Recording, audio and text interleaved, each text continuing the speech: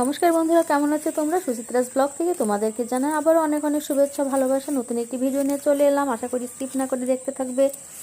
আর সকালবেলার শুভেচ্ছা জানালাম। বালতিতে অনেকগুলো সবুজ শাক হয়েছিল, তো আমি সেগুলো একটু তুলে নিলাম। এই আদা গাছের মধ্যে শাকগুলো হয়েছিল।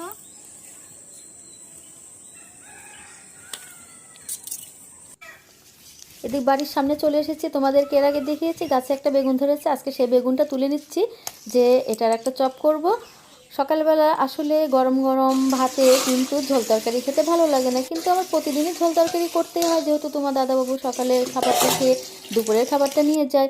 তো আমি ভাবছি আজকে সকালবেলা একটু শুকনো খাবারটা করব, তার সঙ্গে এই বেগুনটা ভাজবো আর শাকটা ভেজে নেব। তো আসলে শীতের সকালে কিন্তু দেখো বেগুন ভাজাটা কিন্তু খুবই টেস্ট লাগে, বেগুনটা মিষ্টি মিষ্টি একটা টেস্ট থাকে। শীতের সবজির স্বাদ কিন্তু সত্যিই বেগুনে থাকে। তো আমি বেগুনটা দেখো চার ফালা করে কেটে নিয়েছি, হলুদ লবণ মাখিয়ে নিচ্ছি। আর এদিকে আমি শাক ভাজাটাও তুলে দিয়েছি। শাক ভাজাটা হওয়ার মধ্যে এখন কড়াইয়ে তেল দিয়ে দিলাম, বেগুনটা ভেজে নেব।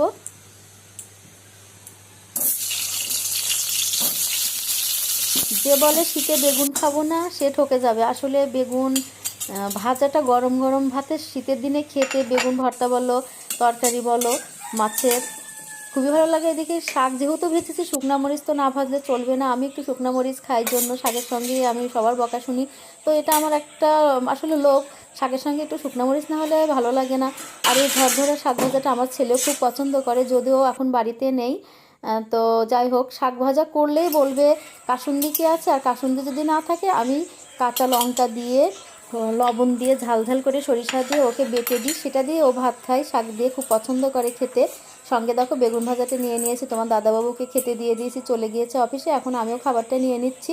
তখন সঙ্গে একটু কাসুন্দিও নিয়ে নিলাম, শুকনো মরিচ নিয়েছি, শাক নিয়েছি, বেগুন ভাজা নিয়েছি। এখন টেস্ট করে দেখবো সত্যি কতটা ভালো লাগছে। আর তোমরাও খেয়ে দেখো এমন করে, কতটা ভালো লাগে অবশ্যই কমেন্টে জানাবে। তো আমি দেখো শুকনো মরিচটা একটু ভেঙে নিলাম, শাকের সঙ্গে সঙ্গে একটু কাসুন্দি নিয়ে নিলাম, খেয়ে দেখি কেমন হয়েছে। আর বন্ধুরা তোমরাও জানিও আমার ভিডিওটা কেমন লেগেছে।